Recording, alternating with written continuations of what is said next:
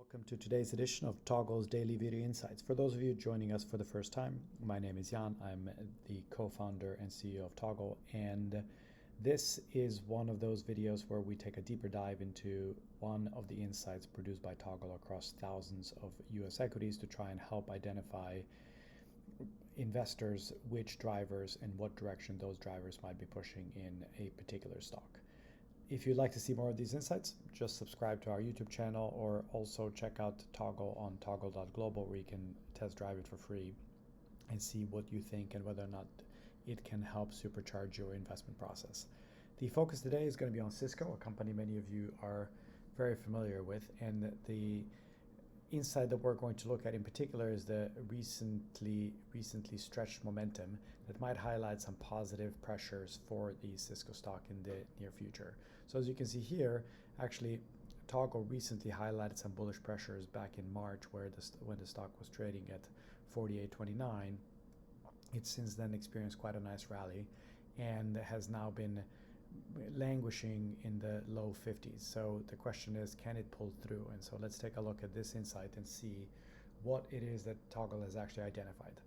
Now, the expectation here is that based on the analysis of 15 similar cases where you've had this kind of momentum indicators being quite as positive as they are now, is that subsequently you could see a rise of over 30% within the next 6 months. Now, as you can see here, based on the confidence interval, it tells you that very clearly there have been moments where this actually broke through the target level actually quite a bit sooner. So the confidence interval, the best way to think about it is that it's really encompassing a range of outcomes that we had previously seen across those 15 occasions.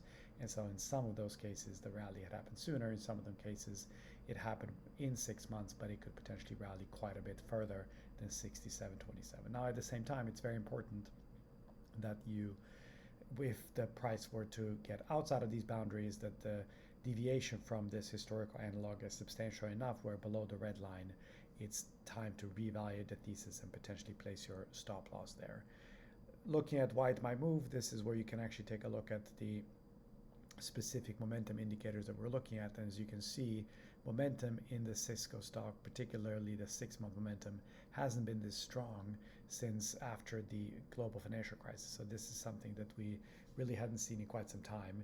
But previously, just visually inspecting this, when you've had this strong momentum, the stock has tended to rise quite a bit further.